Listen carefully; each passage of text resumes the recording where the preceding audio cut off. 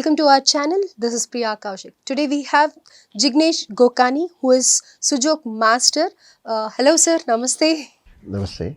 Sir, so first of all, I would like to know what is Sujok therapy? Sujok therapy is a Korean science where Su means part of hand, that is palm, and Jok means part of leg, that is foot. So when we do the whole treatment of hand and foot, of the whole body, in only hand and foot, is known as Sujok therapy. So I'm a Sujok master and I'm practicing it for last 25 years. Sujok, as you told, I'm listening this for the first time. So how did you know this therapy, and how you created an interest in this, and how did you complete your education in this Sujok therapy? Okay, that's a very interesting question. Actually, by qualification, I'm MBA, as you already said about it. So I have finished my post-graduation management in 98, and then I had to, at that time, software and management MBA, both were having very high values in 1990s and 2000. So I was looking forward for a career opportunity where I don't have a good competition. I mean, where the industry should grow along with me. So that's how I chose this as a profession. But the reason of me coming into it was very interesting because my father was suffering with the kidney stone. And till 1999, I used to think that modern medicines is the most scientific therapy. Modern medicines or the modern science is the most scientific. And that is how, we have been taught, and this is what we have been taught in schools and colleges. But after entering into the traditional therapy, after studying the Sujok therapy and traditional therapy, I came to know that our traditional therapies are more scientific compared to modern medicines. Modern medicine still does not know many things which our traditional therapy knows about it.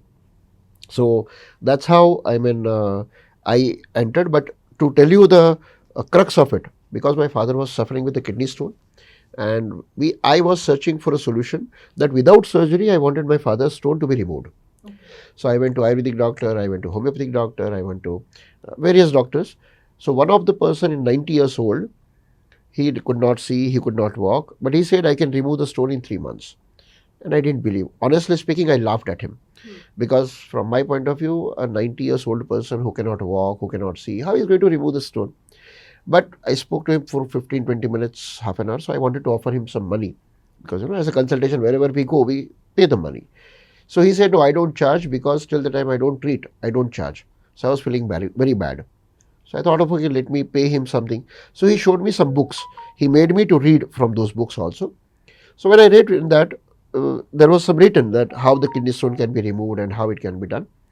And somehow when I saw that, I collected some books worth 500 rupees, anticipating that he might be getting 30%, 40% out of it. So at least he will get something. I came home, put all the books in my almara, which I was never going to see again. Okay. So that's how my introduction to traditional therapy happened. Just for the sake of giving him some money, I purchased those books. Then again, my experience with the Apollo hospital at that time.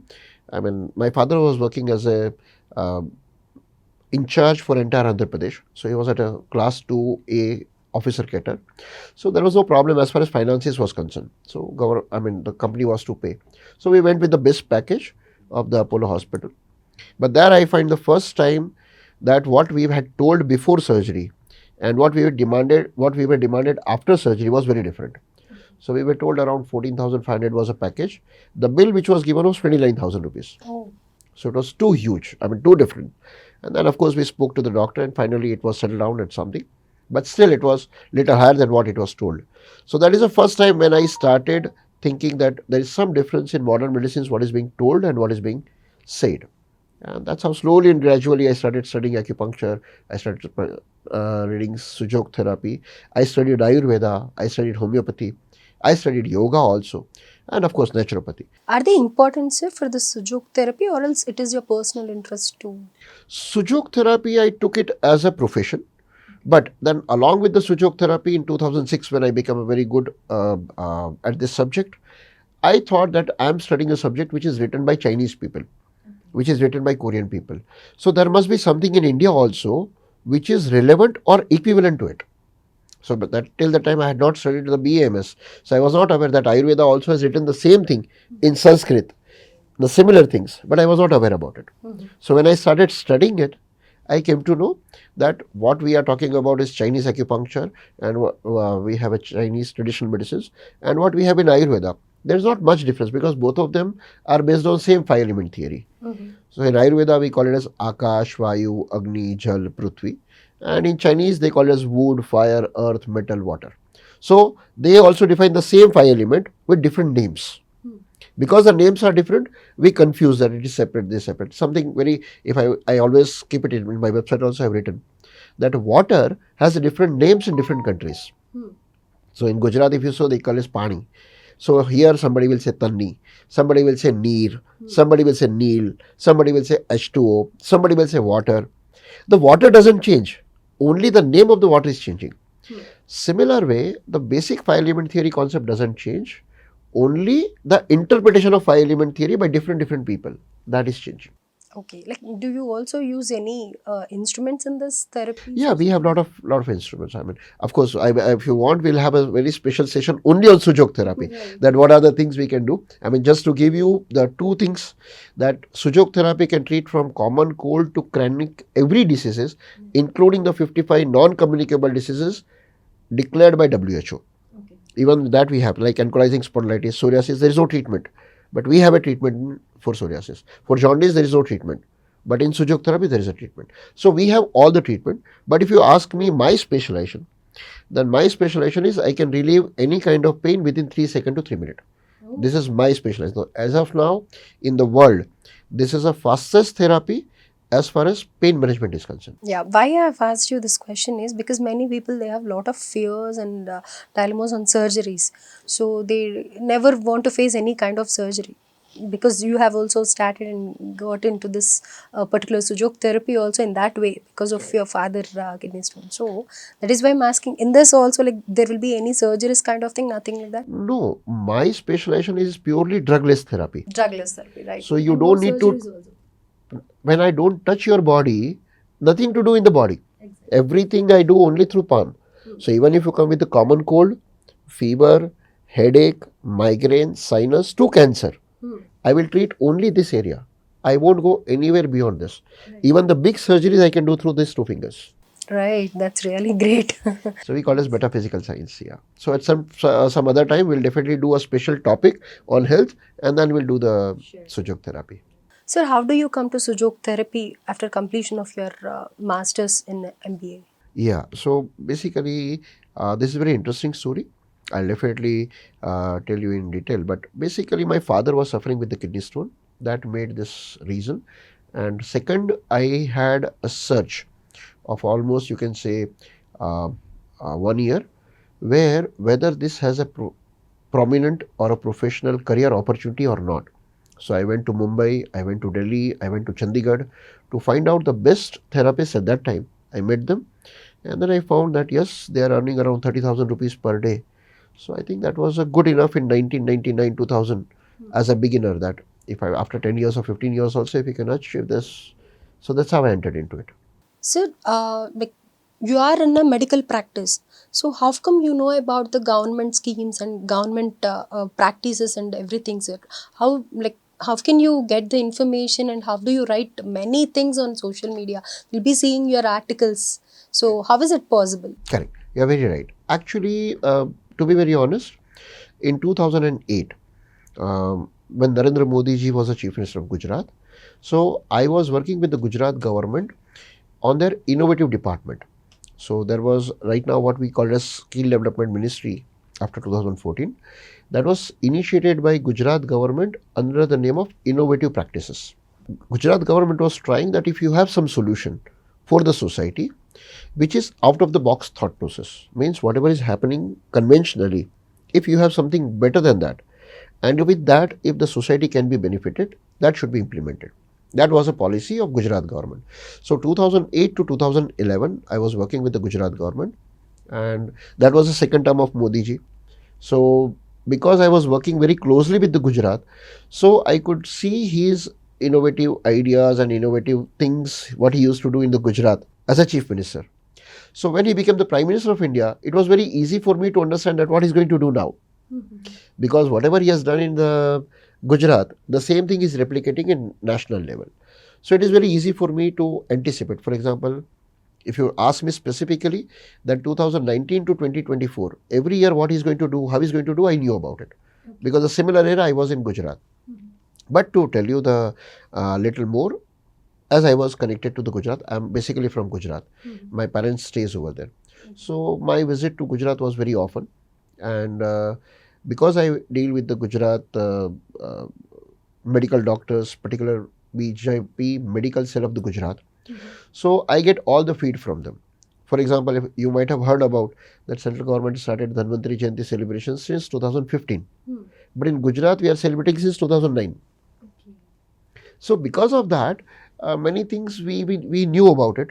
So as a result, I can say more authentically. Number two, as you have said in your introduction about my, I'm the legal and recognition president for ISA India.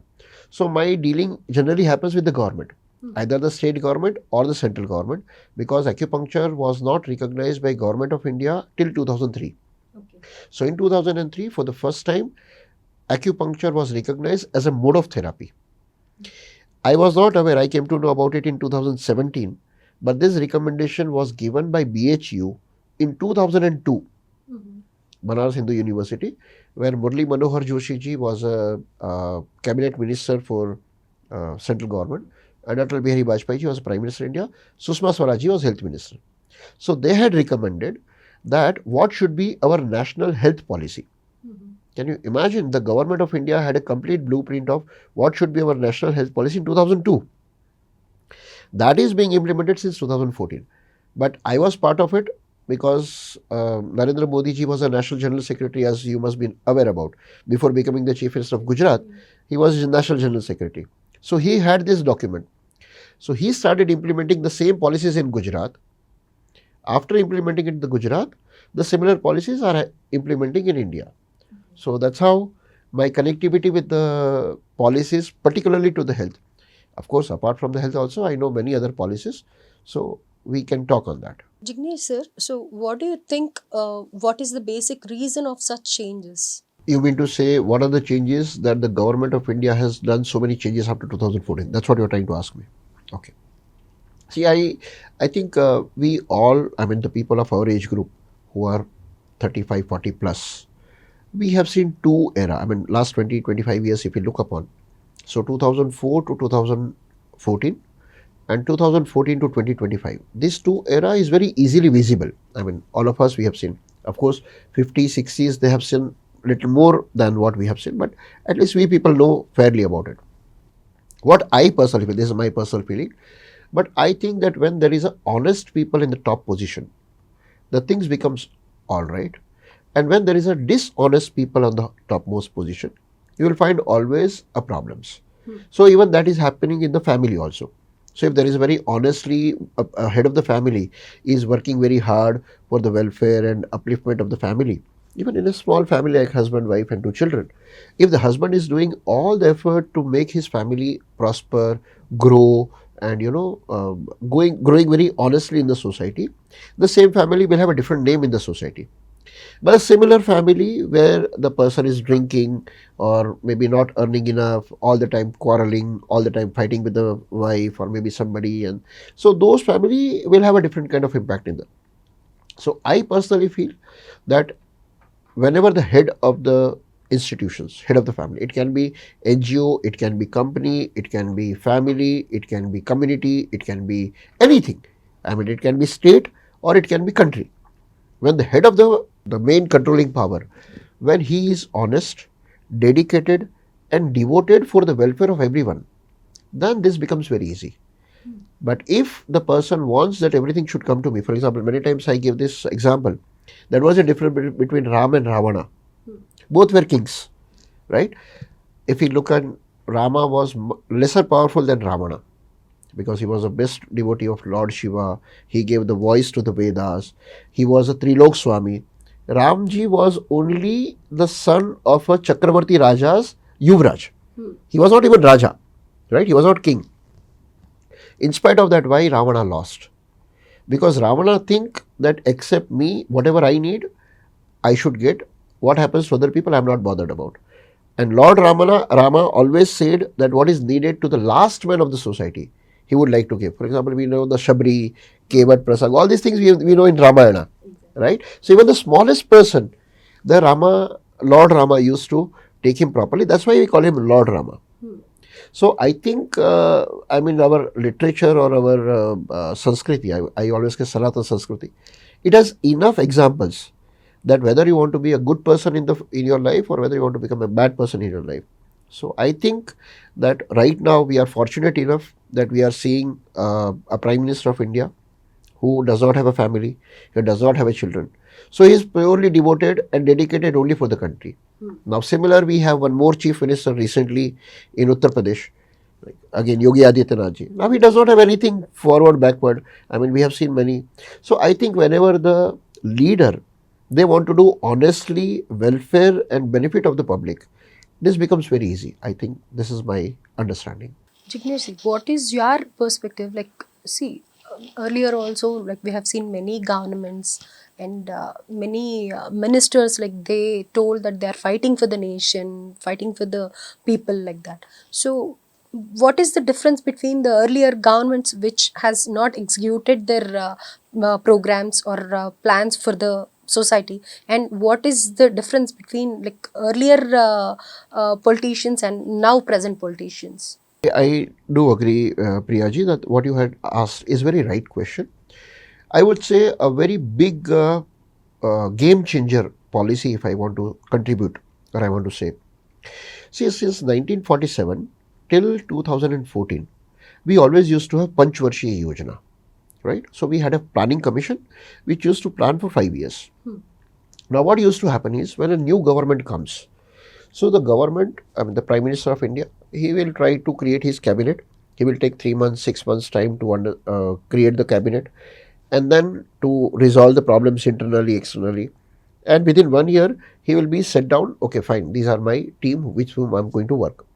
Then second year, they start planning that, okay, what we want to do for the country, what we want to do for the betterment of the country. Then the third year comes, then they start thinking, oh my God, 3 years are over, and now next 2 years we have elections. So again, they start planning for the next election. So ultimately, whatever they plan in the center, it could not reach to the state levels or it could not reach to the grassroots level. This was a big problem with all the politicians from 1947 to 2014. So what change has happened? So in 2014, this new government had changed the planning commission with Niti Aayog. Now, what is the difference between planning commission and Niti Aayog? We also had something similar between 2004 to 2014. So above the planning commission, there was a body created where the chairman was Sonia Gandhi ji. So how the country should be functioning, it was advised by somebody, and then planning commission used to create a planning based on that. That's how it was a system between 2004 to 2014. Now Modi ji has made a little bit of change to that. What he did is, above the planning commission, rather he replaced the planning commission and he put the people for Niti Aayog. So he said that any policy to be created for the country, it should be minimum for 15 years. You cannot make a policy for 5 years. So even if tomorrow he is not a prime minister, somebody else will come the prime minister, he can't change the policy. He has to continue with the policy. So this is a first big change which no previous prime minister has done. This prime minister has done is that till the time the scheme which is started from the center, it does not reach to the grassroots level, last man of the society, the scheme cannot be stopped in between. So what he had done is, he has made 3 breaks. For example, if today some policy has been started, this policy will have a gap of 3.5 years later based on the implementation. Let's say, for example, I am a prime minister of country, I make some policy, and during implementation, I get some feed that these are the problems, these are the technical issues which we are facing. So as a result, I have a chance to do some kind of amendment. So 3.5 years, I have a first window to make some amendment into the policy. Again, that policy to be implemented for next 3.5 years. That is, after 7 years, again the next Prime Minister of India will have a chance to amend. So even if I am not a Prime Minister of India, somebody else is a Prime Minister of India, he can't scrap this policy. He can only make some changes into it, so that how it can reach to the wider masses of the public. So again in 7 years, they have a chance. Again, the third window will appear at 10 years and 6 months. That is, at that time, maybe the second Prime Minister also might have resigned, third Prime Minister might have come, or maybe I might have come back again. It might be anything. But at that time, after 10 years, the government of India has a chance to decide whether they want to continue with this policy or they want to discard, because 10 years is a good time. I mean, you can say two-thirds of the time has been given. And if the policy has not reached to the public, means that policy is not needed for the public. Like that, they have made a change. And this change is a game changer for the growth that we are seeing today. That once one button is on, it is on for next 15 years. You can't stop in between.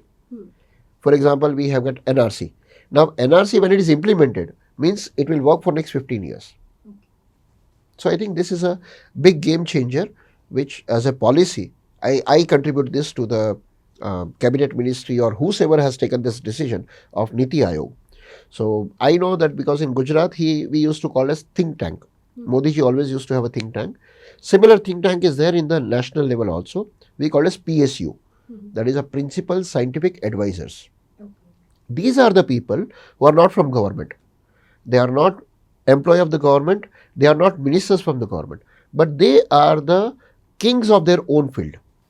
For example, I want to give one or two examples. Let's say, for example, steel industry.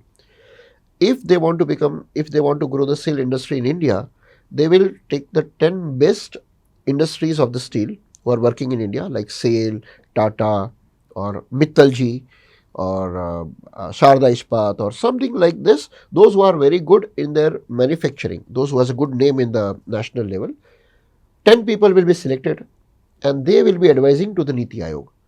And based on that advice, Niti Aayog will make a policy for next 15 years. So it's like that. Mostly we'll see this corruptions in political background itself. So what do you say on this? Like, is it really politicians, do they like corrupt? Are they already corrupted, or else like still corruption is going on in the central government? Very right question. And in fact, we all know, it's a very available in the social media also, that one point of time, one of the Prime Minister, ex-Prime Minister of us, he said that I send 1 rupee from the Delhi and only 15 paisa reaches to the bottom line. So whether the corruption is there or not, it is declared policy. Now the question is, Everyone knows. everyone knows about it, and everyone Open secret. open secret, yeah. So everyone knows about it. So now the question is how it was fixed or how it could fix. So right now in central government, does the corruption happen right now? Right? This is a question which you are trying to ask. So let me answer it this way. Government has made certain rules, certain changes. For example, if you would have heard about that, after becoming the Prime Minister of, I mean the first time I'm talking, 2014, you must have seen the message, or it was a very big news, that the first time the Prime Minister of India met all the IAS officers of Government of India 2 days after assuming his chair. Have you heard about it? No. Okay, it was very big news, because no Prime Minister did. Generally, they do it is they meet their own people, how to distribute the ministries and something like that. This is how generally happens. He did exactly opposite. He went to all the IAS officers, and through, I cannot reveal the name, but during 5-6 years of time, because 2017 to, I mean you can say 14 to 17, I was every 3 months I used to go to Delhi. So one of the IAS officer with whom I used to work, what he told is, if any corruption happens under my prime ministership, I won't ask who has done it, which officer has done it, who is culprit. I won't ask anything. The chief, the whosoever is a IAS officer who is responsible as a chief IAS officer for that, or chief secretary for that, he will be sacked immediately. Okay. So it is your responsibility to make sure that no corruption happens.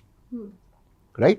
So generally, the corruption always used to be done by the politicians with support of administration, what we call, in our democracy, we have got 4 pillars.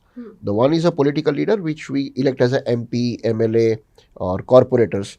The second is administration part, where you have IAS officers, IPS, we call as public servants, right? So public servants are powerful than the leaders, because they change every 5 years. But these people are there in the system for 30 years. So this is also very important system.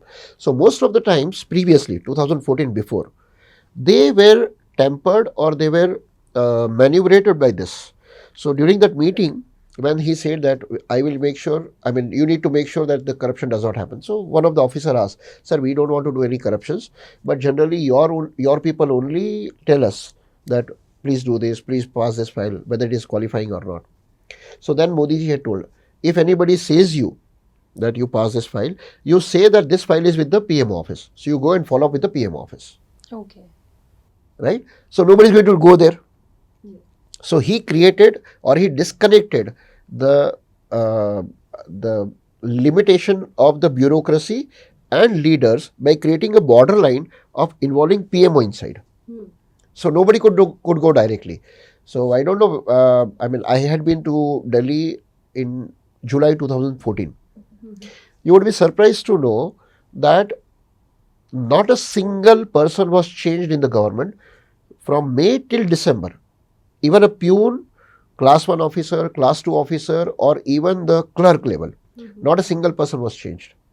Everybody were kept as it is. After 6 months, they made some changes. So there was some reason for it. So what I'm trying to say is that to find out who does the corruption and who is very honest is not very difficult if you really want to know about it. As I said in the beginning, that if the head of the family is honest, he would promote honesty. If the head of the family is corrupt, he would promote corruption. Jignesh, already you have like much more experience working with government dignitaries and all. Like oftenly we listen about corruption and scams very recently, even in our state government in BRS also. We are listening about Kavita liquor scam or else like KTR's cars. F1 cars scams and all. So how can we control this kind of corruptions or scams? See, as you said rightly, you cannot have direct control. For example, many times I used to say this, during our general discussions with the public, I used to say, my father can control me as long as I'm unmarried. The moment I'm married, the moment I'm handling my own family, and if my wife or my children, they have certain issues, then they cannot directly go to my father to get a solution. They need to come to me. Again, my father cannot say me directly, Jignesh, do this, Jignesh, don't do this. Right? He can advise me. So similar way, you have to understand in a government level also, the central government is elected by the people, by the majority of the country, and state government is also selected or elected by the people of the state. So, if I want to say this, Narendra Modi ji, when he was the Chief Minister of Gujarat, the central government was controlled by Congress. So 2004 to 2014, it was exactly opposite way, where BJP, Modi ji was ruled by, he was ruling Gujarat state and center was ruled by central government. And that's how this Godhra Kand 2004 to 2007, there was a big hue and cry was made out of it, which the clean sheet was given in 2012. But saying it aside, there was always an interference. For example, if you talk about 2014 before, the state government could make certain policies for the public and central government also can make some policies for the public and directly go into the public domain to every state. That was a policy previously, which government of India has changed after 2014. So when he as a chief minister was facing certain problems when the Congress was in the center and they were trying to interfere or they were not allowing them to function properly. And this was not first time. Indira Gandhi time also, many times the Rashtrapati Shashan and many things happened. So if you go to the past, you can know about it. So now what policy has been made by Niti Aayog now, that no central government can put any policy directly into the state government. This is the first rule they have made. So henceforth, anybody can be the Prime Minister of India, but he cannot do anything in Kerala, he cannot do anything in Tamil Nadu, he cannot do anything in Telangana, he cannot do anything in Gujarat, Maharashtra. Every state to be done by state governments. But then how to control it, right? So then there are three options given by central government of India. Option number one, whatever central government policy is there, you implement in toto in your state. And then whatever financial support is needed, the government will give it to you. Central government will give to the state government. The second option, you can make some kind of amendment into it. You can make little bit of change. So same policy with some other name, with some little bit of addition or subtraction based on your state requirement. You also have a chance to change the name of the policy so that you can implement. Third option, that up to 3 years, if you want, you cannot implement this policy, and after 3 years you can implement. So the government of India has given this open hand to the state government. Now here what happens is, when it comes to the, I don't know whether you have heard about, sometimes it was said that Modi ji always used to say that the fund allocation used to happen looking at the Gotra. Means if the center is a Congress and state government is Congress, then fund will go very easily. But if the center is a Congress and state is BJP or some other party except Congress, then fund will go with little reluctance. Right? The same thing you can say in right now the BJP is in the center. So the BJP state level, every state government will implement all the policies in toto. So whatever is said by the central government, immediately they will implement. But non-BJP ruled state, they will go with the second option. Sometimes they will go with the third option. So I'll give you 2-3 examples so that you can understand better. KCR kit, right? Actually, this is a Poshan Abhiyan from the central government. Under this Poshan Abhiyan, 15,000 rupees kit is to be given to every pregnant woman. In this, 6,000 is a contribution from the central government, 6,000 is a contribution from Procter and Gamble, and 3,000 rupees is a contribution of the state government. But the state government has a chance to say, this is my policy. So that is how it was not Modi kit, but it was KCR kit. It was allowed. And it can be promoted like this. Second thing, let's say for example, I'll talk about, every farmer is getting 6,000 rupees, right? Yes, we call this farmer Samman Nidhi Yojana. Raitu Bharosa. We have in Telangana. Correct. So Raitu Bharosa, what we are saying. So we add 500 or 1,000 rupees to it, and we say that this amount is being given by the state government. So like in Jagan YSR, I'm talking about Andhra Pradesh. So in Andhra Pradesh, it was being said that this is 7,000 rupees, 2,000 is given by central government, 5,000 is being given by the state government. And it was not objected by central government. You can do. You need to make sure it reaches to the farmer. Right? Now, how to control this? So to control this, the government has made a very big role of GST. So this I will talk about when we talk about. But in GST, there is a provision that every scheme which is implemented by the state, 60% contribution is from the central government, 40% contributed from the state government. Every policy has to be like this. Every central government policy has this distribution. So if the state government wants 60% from the central government, they have to implement. Are they perfectly executing this, what the government, central government is supporting to the state government? So here is where the corruptions happened, as you said, no? Like in Delhi also liquor scam happened, here also liquor scam, and lot of scams has happened, in various states. So, as I said, that if the chief minister is honest, he will honestly implement. If the chief minister is corrupt, he will do his own ways of making out the corruption out of it. So again, my answer is very simple to that. So I would not like to go into the details of it. But the third example, as I said, that some policy which was not implemented properly. Let's say, for example, I'll give you example of Telangana, which you might be knowing. In 2018, I remember it was 25th September 2018, where central government said that we are implementing Ayushman Bharat Yojana from today. Right? And immediately 2 days later, that is on 27th, the KCR government said that no, we are not accepting Ayushman Bharat Yojana because we have a better scheme of Arogya Shri than Ayushman Bharat Yojana. And I was so surprised because I was in charge at that time for the BJP medical cell to get the information on Ayushman Bharat Yojana. So once we'll go to the depth of the health policies, I'll tell you in detail. But if I compare, Arogya Shri is much inferior compared to Ayushman Bharat Yojana. But it is propagated as Arogya Shri is so big and Ayushman Bharat is not there. But what I'm trying to say over here is, from 2018 to 2021, 3 years, the Telangana government had a chance to hold the scheme and they implemented after 2021. So now Ayushman Bharat Yojana is implemented in Telangana. But half of the people are not even aware because they remember only 2018 statement. They don't remember 2021 statement, it is already accepted.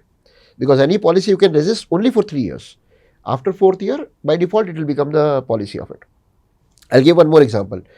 The new NEP, new education policy. It was implemented in 2020 or it is passed by central government in 2020. Telangana government did not implement for next 3 years. So it was to be implemented last year, 2024. But last year, when the Congress government had taken the power, so they said we are not aware about what communication has happened in last 3 years. So give one more year to implement it, and that's how the new education policy, which was to be implemented in 2024, is getting implemented in 2025 now. So this academic year, the new education policy is starting across the India like that. So this was already done. But as a common man does not know this central government policy changes, so they are not aware that why in some states we see some different thing and some other states we see some different things. Now in every situation what we are facing, what we are going through all these days since 10 years or maybe something around like after Modi ji Correct. coming into the central government as a PM, like what do you think the game changer is? See, from my point of view, as I said in the previously, that Niti Ayog was a game changer. Now, what Niti Ayog does? So, Niti Ayog has been given a very specific task. For example, Niti Ayog has to work how to do the welfare schemes for the farmers. The Niti Ayog has a department how to do the welfare schemes for the youth. The Niti Ayog has to decide how to do the welfare for the old age people. The Niti Ayog has to decide how to do the woman empowerment. Niti Ayog has to decide how to take care of the poorest poor. So if you look at any family, I mean, if I see from the government point of view, what I have studied in last 10, 11, because I am in the healthcare, so health is my domain. So whatever the new scheme or whatever the new thing they declare, I am the first person to look into it. But apart from that, because my interaction with the Delhi government, I find that this time the central government has focused on 7 parts, very importantly. First, education. Second, health. Third, employment. Fourth, women empowerment, right? So, in judiciary also, there has been a lot of discrepancies. So, how to remove those discrepancies at the judiciary level also, a lot of things has been done. So, again, that is a job of the Niti Ayog.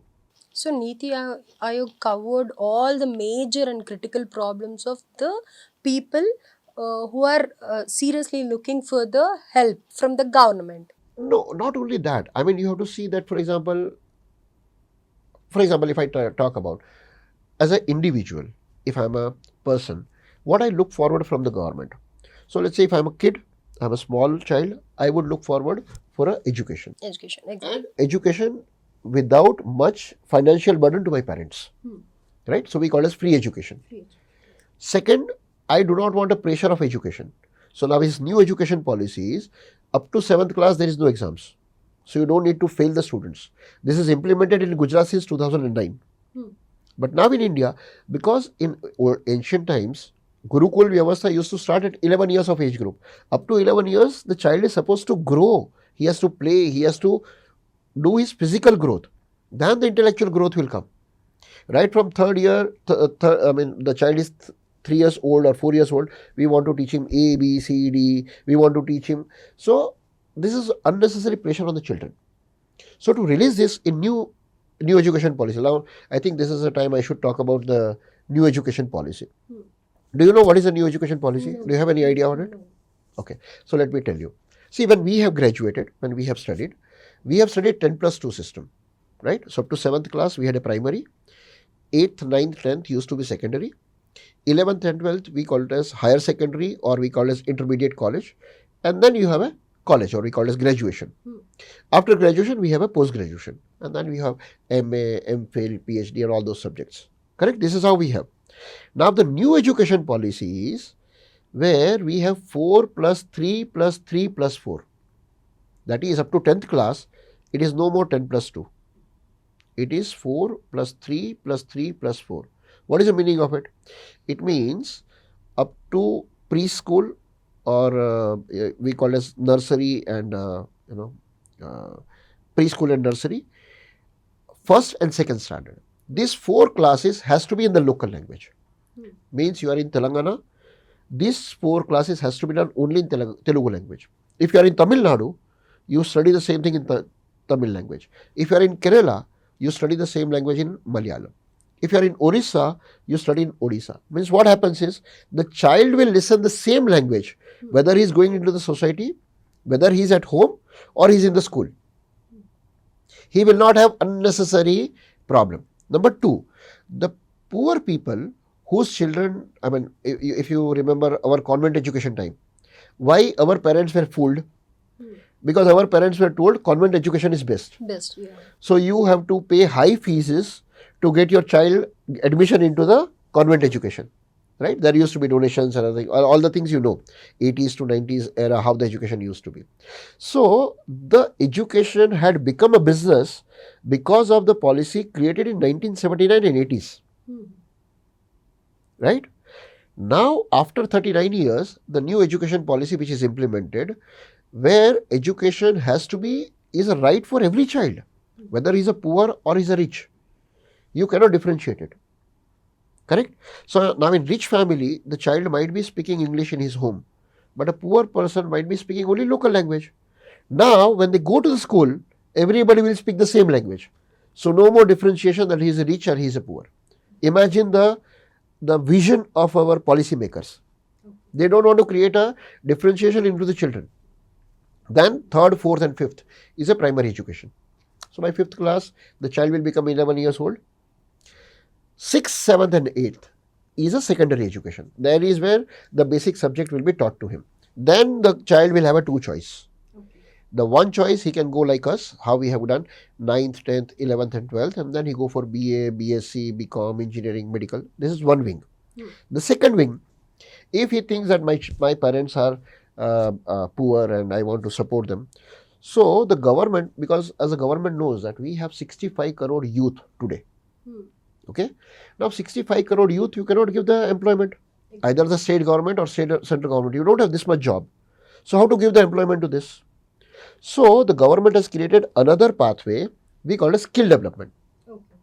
So somebody can become a skill development in electrician, somebody can become into the construction, somebody can become into, like for example, girls, they can become a beauty parlor, somebody in the tailoring, somebody. So anything you learn by which you earn some money and you support your family.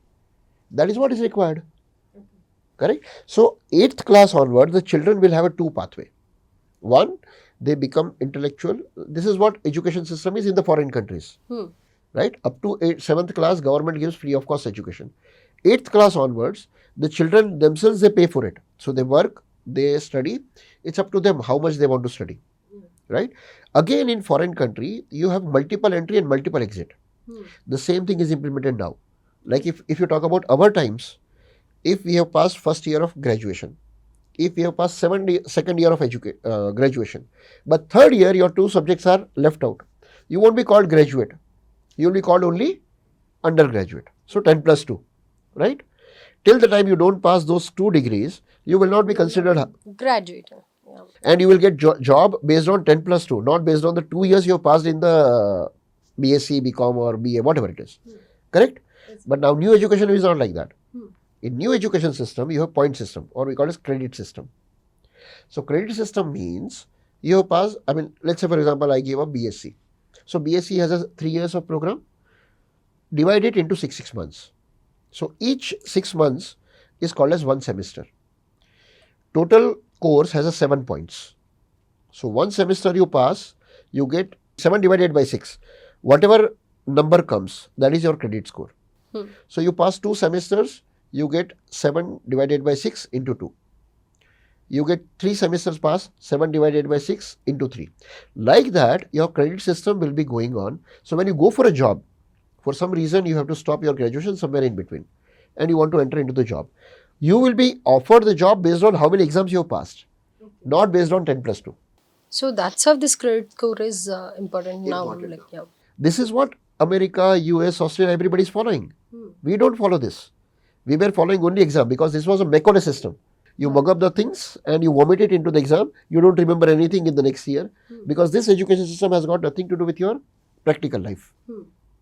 Our Gurukul Vyavastha was not like this. Gurukul Vyavastha was separate. So Gurukul Vyavastha was replaced by Macaulay system and we all have studied based on the Macaulay system.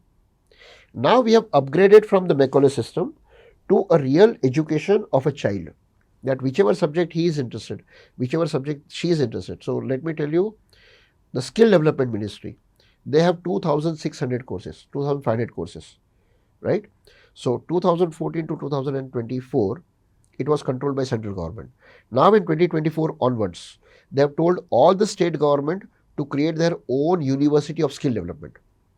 Whatever course approved by central government, they can implement whichever course they want to implement for the state government. And they can run the program so that the unemployed youth can be employed.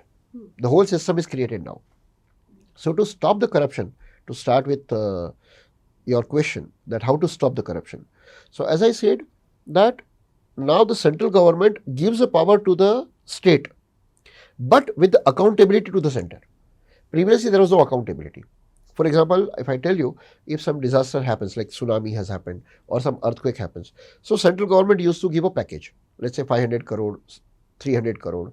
The amount is transferred over there. Now, whether that amount has been spent or not, there was no accountability previously. Now there is accountability. Okay. So 2014 onwards, if I'm a state government, I have, let's say you are central government and I'm state government. I say, this scheme I'm spending this, this scheme I want to implement. And in this scheme, I have spent around 1000 crore. So now please you give me another one and a half of your share, right? The central government will ask you who are the beneficiary of 2500 crore. Then they will transfer the money. If I cannot give you the beneficiaries, because on paper I can put it, right, that I have distributed this scheme, it is not valid. You have to give the beneficiary names also. You have to give the beneficiary details also. So if the state government fails to do so, the central government won't give the fund.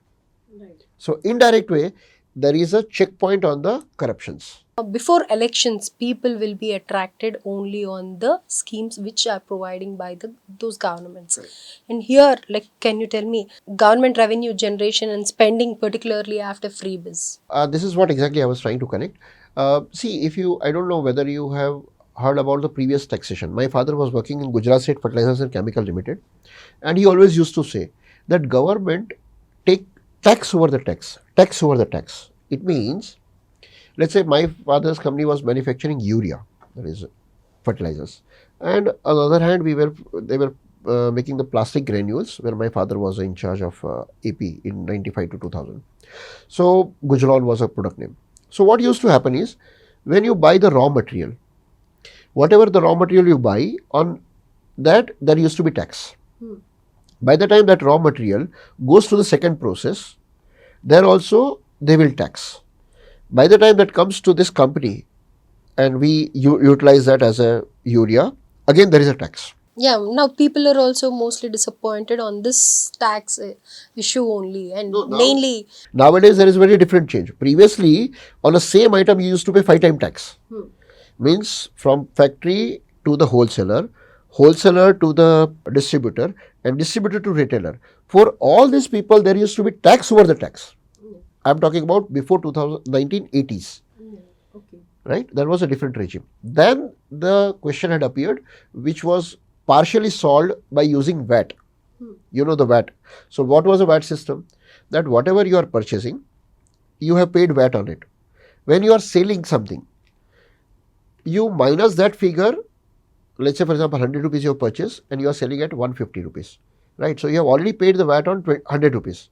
So remaining 50 rupees, you pay 14% VAT on it to the government and you are done with it.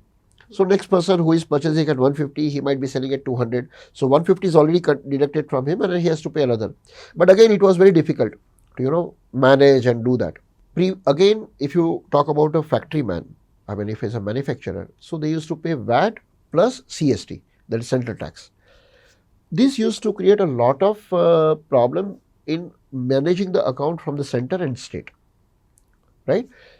Now, the simple solution to this, it was proposed around 25-30 years back, that we should have one nation, one tax. It is not initiated by BJP, it was initiated by Congress. But somebody could not find out a formula. Now, this government has found out a formula. So, what is the formula now? This is available on the YouTube channel. If you see so Arun Jaitley ji had explained that how this GST will be utilized. So previously what used to happen, 14% VAT used to go to the state government and 4% used to go to central government. So if you combine these two, it comes to 18%.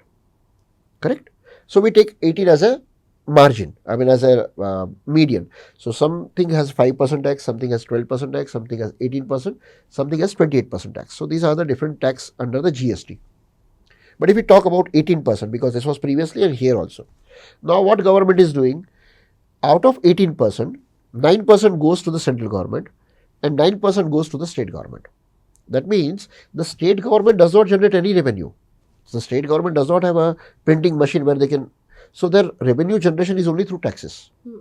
Correct? So road tax, GHMC tax, or some other electricity, these are the taxes by which the state government runs. Central government runs with some other taxes like road taxes, I mean income tax and other things. So exports, import exports, other thing that goes to the central government. So both of them had their own divisions previously.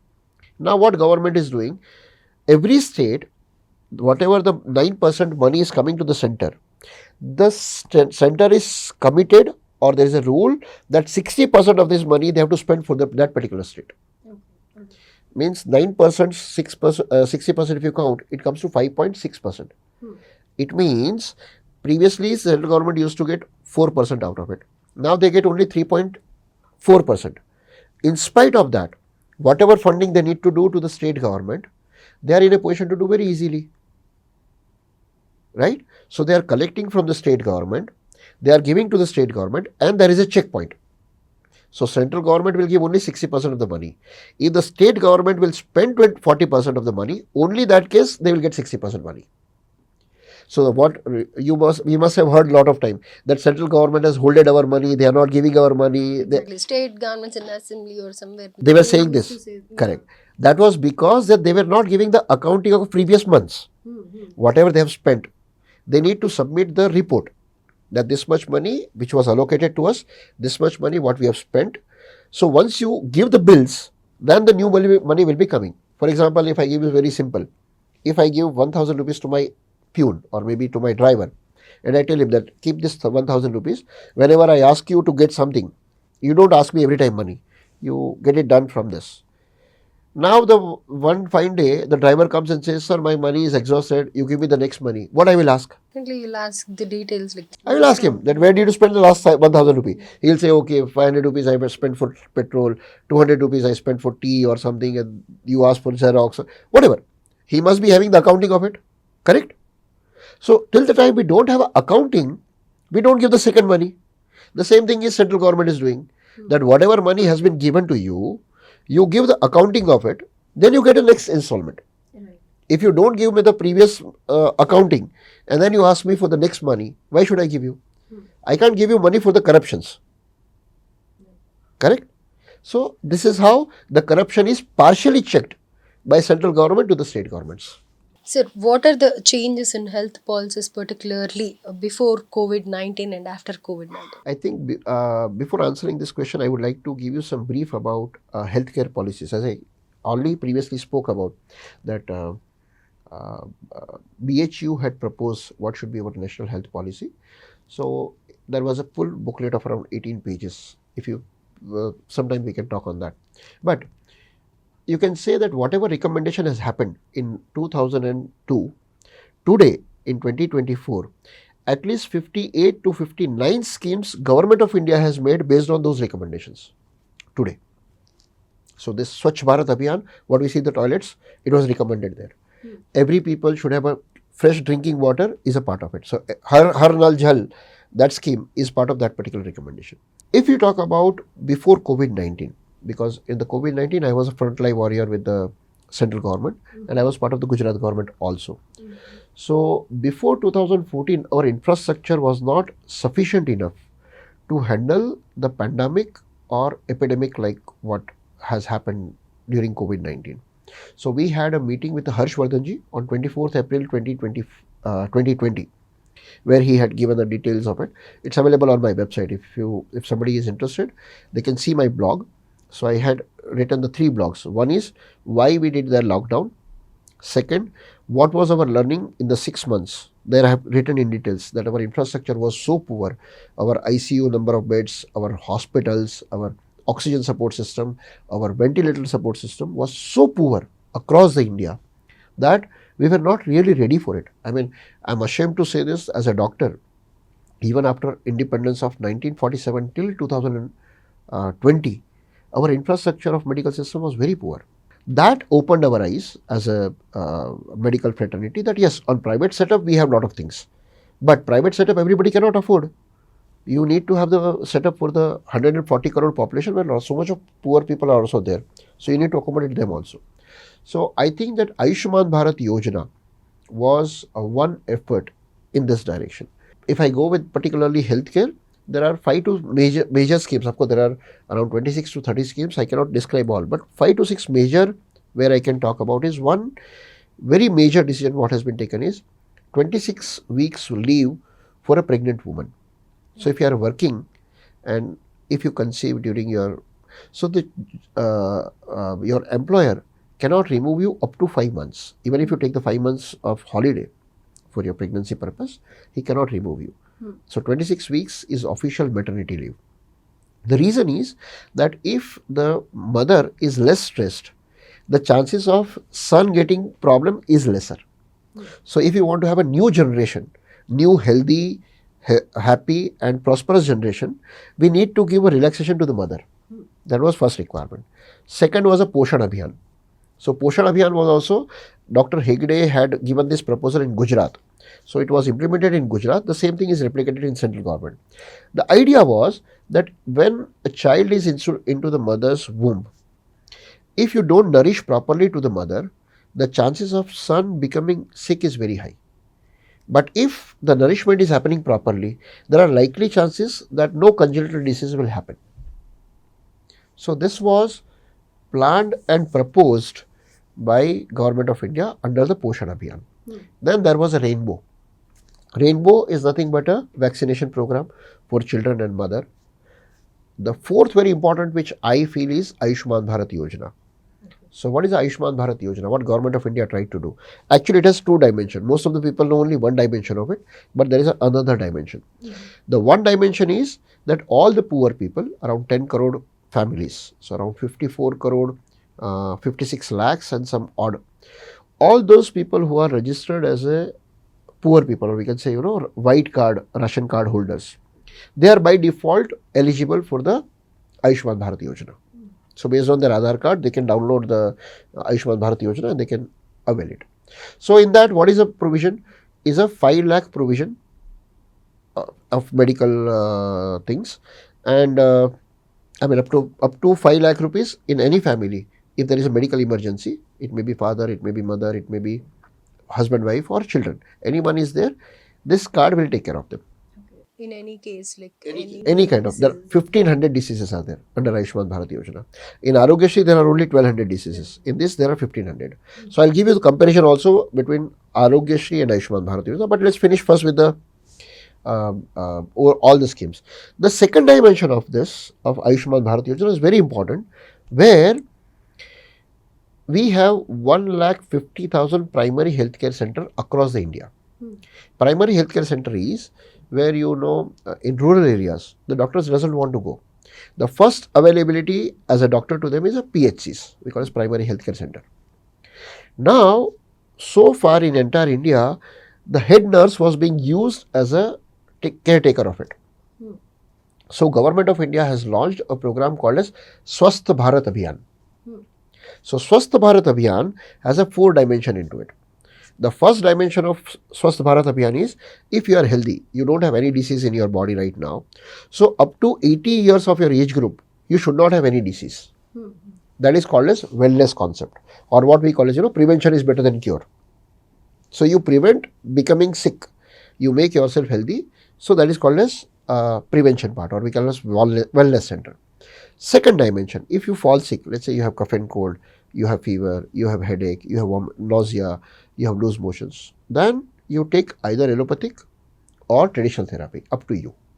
You can go to Ayurvedic doctor also, you can go to homeopathic doctor also, you can go to nature cure also, you can go to yoga also, or if you want antibiotic or modern medicines, you have a choice. As a patient, you have a choice whichever side you want to go. So that is called as the second part, whichever side you go, but come back immediately without having any further problem to your day-to-day life, so that your earning is not hampered. Because ultimately when you are sick, it's not only you, but your whole family gets affected. So you get back to your normal life.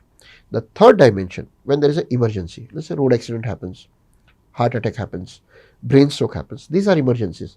So here there is no role of traditional therapy, only modern medicine has to deal with it.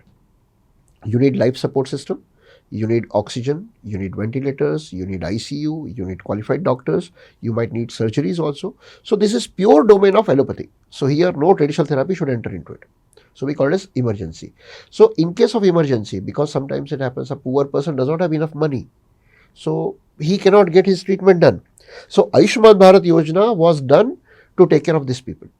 Only sick people, or else like Even they are accident. also concentrating on physically challenged Yeah, or definitely. genetically if any problem raised. Congenital disease, there is a different program.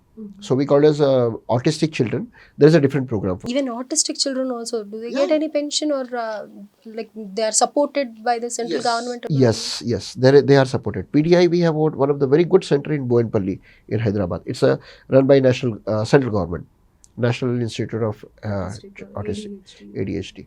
So there is a very special program for it. ASHA is doing. A lot of organizations are doing. So previously it was done by NGOs, but now Government of India is supporting them and they are executing this. So the third dimension is the people who needs really medical system, but because of the lack of money, they should not die.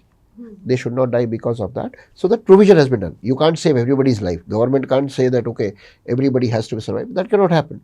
But whatever you can do, you need to do that. So that's a third part. And the fourth part is that the WHO in 2000 or 2001, I don't remember exactly, but 1 year, the WHO has declared that there are 55 non-communicable diseases. Means, let's say for example, hypertension, diabetes, thyroid, asthma, psoriasis, cirrhosis, jaundice, kidney failure. There are 55 diseases like this where modern medicine has no treatment for it, or we don't have any cure for it. So we call it non-communicable diseases. So in that book which I talked about in 2002, BHU had proposed, in that it is written that the government of India should allow the traditional therapies to work on these diseases and give a permanent solution for it. Before COVID-19 and also now, like after post-COVID also, like can we expect these kind of policies or support system from the government? What are the changes have done? Yes. So here now coming back to the what has changed before COVID and what has changed after COVID. So let me talk about specifically about COVID-19. During COVID-19, the government of India, this is the first time the government of India had allowed traditional therapy, that means Ministry of Ayush, to work with this. I mean, before 2014, there was no Ministry of Ayush. There was a Department of Ayush. So it was working under Ministry of Health and Family Welfare as one of the wing. If there is a 50,000 crore budget for the health and family welfare, the Ayush Ministry used to get only 500 crore, not more than that. 49,500 crore used to go to allopathy. But after 2014, when the Ministry of Ayush has been created, now Ministry of Ayush has a budget of around 3,000 to 4,000 crore per year, separate budget for it. But as you said about COVID-19 particular, so government of India had divided the COVID treatment in two parts. The one, those who has not affected, they should remain healthy. That's how you would have heard about Ayurvedic Kada, then some homeopathic medicines as a preventive medicine or to boost your immunity. That was part of the Ministry of Ayush. That was not part of the health and family welfare. But once you are affected, once you are detected as a COVID positive patient, then your treatment to be done very conservatively by authorized doctors. So some hospitals and other things were authorized for do that. Now the government has made three segment to treat the COVID patient. One segment was those who has got in touch with somebody, but they have not been detected positive. So we call it as a quarantine center. So CCC we used to call, right? So CCC is for the people who are into the quarantine. The second was those who has got affected, some kind of symptom, but they don't need any hospitalizations. They can just take they need to get isolated in their own homes, and they can be treated with the prescriptions online. The third, when they have some severity, they are diabetic or hypertension, they are already in some medications, and now with 7 or 8 days they are getting some uneasiness and they have to be admitted into the hospital. But again, they are not emergencies. They can be managed with the doctor and nurses. they take care of 7 or 8 days of medications and food, and they are okay. Sometimes they may need oxygen support. But some people will enter into the emergency. So they will go into the ICU, they will have ventilator, they will have oxygen, they will have doctor support, nurse system. So what Wuhan, that is China, had submitted the report to the WHO was, out of 100, 40% of the patient, they, even if they get affected, nothing will happen to them. They will be all right on their own. The another 40% patient who has been affected, they may develop some kind of symptom, but again they are not in the danger zone. So you don't need to worry much about it. Some simple medications and some kind of isolation, they can take care of it. So 80% of the population was not a big problem. The problem was remaining 20%. 5 people used to go into the danger zone, or we call it severity. And out of 5 people, 3 people used to die. That was a data given by government of WHO to government of India. Now what government of India has done, they tried to improve the immunity of everybody, whether you are elderly person or young age people. You develop your immunity so that virus doesn't grow. So if you look at the Indian data, the death ratio of India is 1.4%. If 100 people are affected, in India the death ratio is lowest among the first 7 or 10 top most affected countries. So we were only at 1.4. That contribution has come from the combination of Indian traditional system as and medical system together. So many BJP ruled states, they had worked together. Like I know at least 5 states. Gujarat state was working on it. Bangalore was working. Karnataka was working on it. Uttar Pradesh was working. Haryana was working. And I think Madhya Pradesh was working. So these are the 5 states where BJP ruled states were there, and they had allowed Ayurvedic doctors to work as a OSD into allopathic hospitals. And there are a lot of videos available. Jayanti Ravi madam, who was a secretary, because I was connected to the Gujarat government, so I have all the videos of her, and on my YouTube channel is also available. But she was declaring that what are the things they have done as a Gujarat state and what are the achievements they have done in the beginning phase. Even in Hyderabad also, that time we have seen the Ayurvedic medicine was very much successful. Ayurveda was used as a prevention because KCR, I mean as a TRS government, they had told that we will not allow any Ayurvedic doctor to give the medicine for the COVID-19. So Coronil was declared by Baba Ramdev, but that was objected by only 2 states. One state was West Bengal, second state was Telangana. So we were allowed to take the Kada. Because we have Anandaya medicine at that Correct. time. That was in Andhra Pradesh. That was in Andhra Pradesh, yeah. So Anandaya had created the medicine, but unfortunately, people, instead of believing him, they put a case on him. That was an irony. But now I can say that all these things has happened during COVID-19. But we have, I mean, during COVID-19, around in the world, 50,000 paper presentations has happened to WHO. That means who has treated the patients. All those doctors, they have given some paper presentations. 2,000 paper presentation has happened from Ayurveda. And based on that, today, the WHO has accepted India as a headquarter for research and development for traditional therapy for entire world. We are doing in India now, after COVID-19.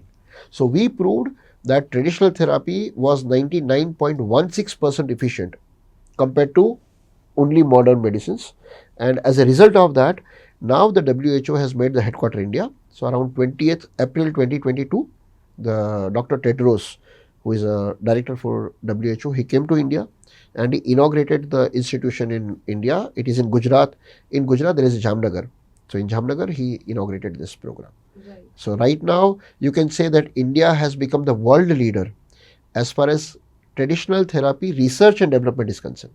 Right, sir. Thank you so much for the valuable information, sir, and thank you so much for being with us today and sharing all your experiences and also the knowledge about the central government and the taxes, everything whatnot. But we need to know many things, sir. So let us further continue this. We'll definitely continue. We'll go into the depth of subjects one by one. Sure, sir. Thank you, sir. Thank you so much.